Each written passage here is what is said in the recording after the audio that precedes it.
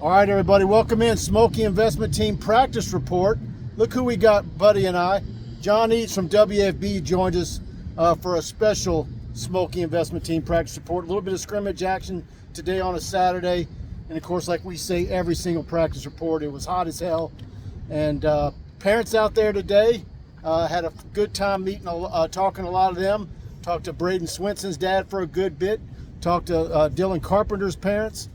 So it's just kind of funny that talked to two edge rushers parents out there today, and that's kind of one of the positions I've been kind of hammering a little bit.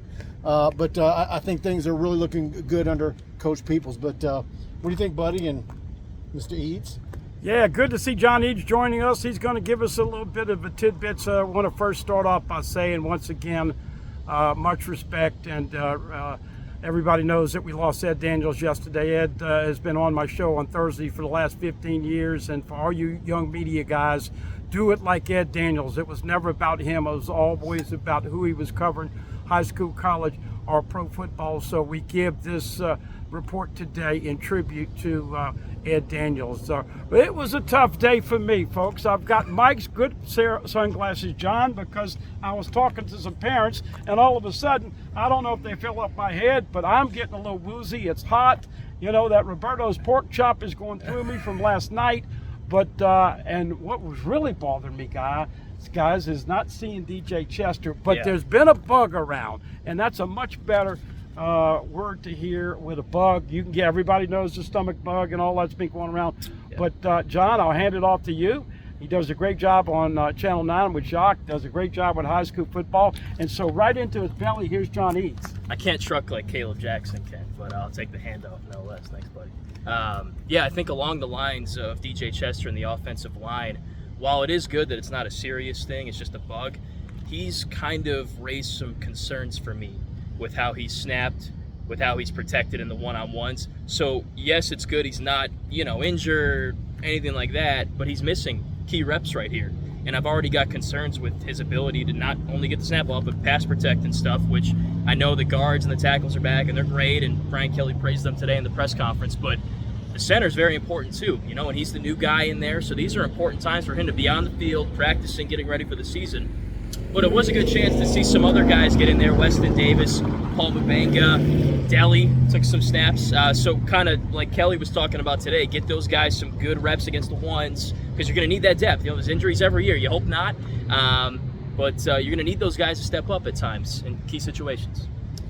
Yeah, I'm listening to Coach Kelly today, and one of the questions was, what was something that you were concerned about on day one that maybe you feel better about today? And I don't know, he didn't really give a very specific answer, but it sure seems to me that he kind of likes where his team's at.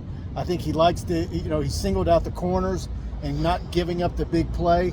Of course, now we've been out there, and I think a lot of people are construing the one-on-ones that are there early in practice is one-on-one in some of the early times when DBs were not having such a good time in an open field with receivers, but a lot of that is skewed, like we've talked about before. So I think he knows that if they actually are significantly better and don't give up those big plays, because you're not going to have Jaden Daniels who can score in 2 or 3 plays like he did last year. They're going to be well on their way to meeting expectations.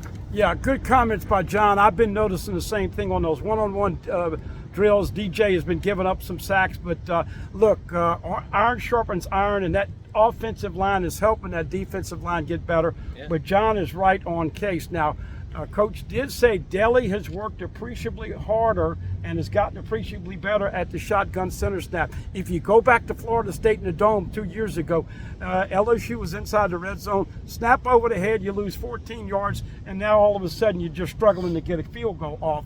So offensive line's got 4 stalwarts. I think all of you will notice that center spot has got to do a lot of things. They've got to make the calls. They've got to make sure that they know where the protection is. And obviously, let's get into Garrett Nussmeier. I'm watching Nuss, and he's not ready yet, but he's got 14 days or 15 days to get there. He's going to make some great plays. He's got the big arm. You're still going to see a lot of dink and dunk. And oh, by the way, Shelton Sampson made a couple plays, but Chris Hilton got got tweaked a little bit. with an Trey ankle. Green with a big play today. Trey Green with a big play. Tight ends, you're going to see plenty of 86, 14, and 88. Don't sleep on Pimpton. He is going to be a big-time player. But back to Nuss, I don't think he's ready. Guys, I think what they're going to do is start that game relatively conservative. You don't want to have a pick six early. You don't want to have an INT early. So LSU's going to probably start off, and as they get Nuss in that confidence, especially with the little dink and dunk you talk about it, the check downs to the running backs got to be a staple of this LSU offense this year, John. Yeah, because it'll work. It's like an extension of the run game. You know, Caden Durham, Caleb Jackson, Josh Williams, all guys that can make plays. I feel like Logan Diggs didn't do a lot of that last year. So I think, especially because in those situations where you would check it down, Jaden just took off and ran. I think this year we'll see more underneath stuff to the tight ends, Pimpton, Taylor, Trey-Dez, and to those running backs as well. I do want to give a shout out to Cohen Eccles. I don't know if you saw this, but I thought he looked really good today, coming in for DJ Chester, and when Dellinger wasn't doing the snaps, he protected well.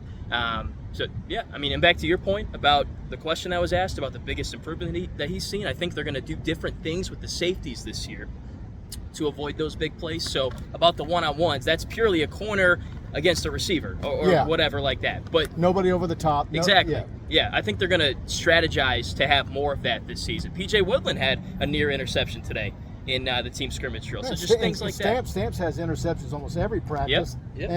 And I like to know how many pass breakups he's had in fall camp. I mean, he's had a slew of them. Of course, please hit that like button if you're enjoying this practice report brought to you by the Schmolke investment team. What is something you could do with your money that would be meaningful to you? Do you feel like you need some guidance to realize those goals? At the Schmolke investment team, they have over 50 years experience doing just that. If you want to get serious about reaching for your financial potential, give them a call, 318-448-3201. That's 318-448-3201. Securities and advisory services offered through LPL Financial, a registered investment advisory member, FINRA/SIPC. Known Barton, Bryan, Schmolke, great family in Alexandria. If you're anywhere in central Louisiana, give them a call for your financial needs. And again, like I said in the last report, if you're in your 20s, we got a lot of 20-somethings and millennials watching these reports. Start investing early. Put some money away. It don't take much. It'll accrue over time. Get started with the Schmolke investment team, and they're going to get you on the right track so you really can have a bright future when you get to be, I guess, maybe a little bit down the line for me. Hey, look, folks, trust, integrity, and communication. That's everything that you want from your guys. Bart and Brian do a fantastic job. What am I doing in this group, folks? I got Swole 1 and Swole 2, and I'm Swole 3 with the belly. We're about to take him to the gym. That's where we're heading. Yeah, we're getting ready to go to the gym. I'm going to drink water most of the day. But let's talk about one of the positives that BK did talk about. And this is the key, folks. You can't give up the freaking big play this year like you did last year. You got to communicate. Do you have coverage and help over the top? Do you have on an island? Because you know, folks, if you're a cornerback and you don't have help, okay, guess what? You got to grab that guy if he gets beat, because 15 yards is a lot better than a touchdown. Oh, yeah. So, once again, we'll wait to see if USC is going to explode with some big plays. He says they're getting better. Obviously, cornerback by committee. Guys, I think the biggest thing on cornerback, when is Alexander going to be in the rotation? Right. When's he ready to play 100%? Yeah, and J.K. Johnson's out there doing some stuff. You know, we finally going to see something out of him. Boy, that would be a nice shot in the arm if you finally can get something out of him. Hadn't seen a football field in 2 years. So, it's look good. What's your biggest concerns? I mean, and now that we got you, I know a lot of media are going to wait till game week to give their predictions, but we've got you now, so you have to give it early. I mean, I'm seeing some media out there saying playoffs and playoffs. Are you there? Let me answer your first question first. I'm going to defer this a little bit here. All right. So back to what we were talking about the giving up the big plays, D-line, the corners. That's maybe my biggest concern, is what Brian Kelly said about pressure. They're going to have to manufacture pressure through the scheme. Like, they don't have a guy, just like last year, I would argue, who can, on a particular play, just get in the backfield and make a sack and make a play. You know, they don't have a guy like that allows them to just go 4 down linemen, drop 7 behind, and play some kind of base defense. They're going to have to bring guys off the edge. They're going to have to bring 5, bring 6. That's a little concerning to me. I feel like you need to have that guy that can get in the backfield, get you a sack when you need one, and lets you drop more guys into coverage. So I know Blake Baker's a genius. He's got this scheme. We've seen a lot of, moving and shuffling, guys standing up off the edge, 2 defensive linemen, 3 defensive linemen, nickel, dime, all this stuff. It's all great, but a lot of it's just window dressing, and when it all comes down to it, it's 11 on 11, man on a man. Can you get to the quarterback? Are you going to give up that big play? And if you don't have a guy that can get pressure or a group that can get pressure, it can be difficult for your secondary to hold up. So those are the 2 biggest concerns that go hand in hand right there, getting pressure and the big plays in the back end. As far as my prediction goes, I have this team kind of pegged right in that 9-10 win range. Now, I'm not saying that's playoff, because it could be just like last year, a 9-win regular season, you get the bowl win, you got 10. I think they're right in there, though. Last year was like this. The offense is up here, the defense is down here. I think you're where everybody. You're right where everybody's at. It's going to be more of a balance this year, but what does that mean? Now, with the playoff discussion, it all matters about what games you win, what games you lose with the expanded playoff. Is it a good-looking 9-3, 10-2, or is it a really bad-looking 10-2? Yeah. And my little man, the spicy tidbit, of course, don't forget, if you're Vegas here, then you believe it, folks, 3 weeks from today, LSU will open up. If you notice, we're a little closer to the stadium with our background because Mike Scarborough says it's getting closer. You're getting closer to coming out here and tailgate with all the Manda products. Here's another little tidbit that we're talking about, and it has invariably happened the first 2 years, but it is hard to simulate special teams for that first game. USC has a knack for blocking punts. USC has Zachariah Branch, who's an All-American return guy. Here's the little Manda tidbit that I picked up today, folks. Directional punting. LSU is not going to punt the ball in the middle of the field, because then you give him a chance with too much green grass and too much space. You're going to see the guys. Come this way, buddy. You may see a rugby. You may see a rugby kick, but you're going to see some angled punts. And last year, we know Jay Bramlett did a lot better job than anybody's going to do this year, with only 2 punts returned for -1 yard. So still a battle with Oxendorf, still a battle with Peyton Todd. Don't be freaked out if Peyton Todd does some rugby punts. And Mike and John, they may go with 2 punters if one of the guys is better than as a punt. Look, you know what I'm trying to say. Inside the red zone, pooch punter. Can you make it high and you make a fair catch at the 10-yard line versus kicking it all the way to the end zone and losing an extra 10 years? Right. Special teams is something you got to be watching in Vegas. Anything you want to add on the way out? Let me think. Anything else I noticed? By the way, I want to thank Chessa Boucher for loaning us her box for John to stand on. Nah. All right, go ahead. Well, I want to give a shout out to Ainsley Ann, who is one of the hardest working ladies out here. She does a great job with the water, keeping all of us hydrated, not us in the media, but the mamas and daddies and brothers and sisters were all out there. Love meeting Mr. and Mrs. Cobbins, love meeting Joey August's daddy. Talked to a couple of other families. You talked to Precious Collins, Ricky's mom. Yeah.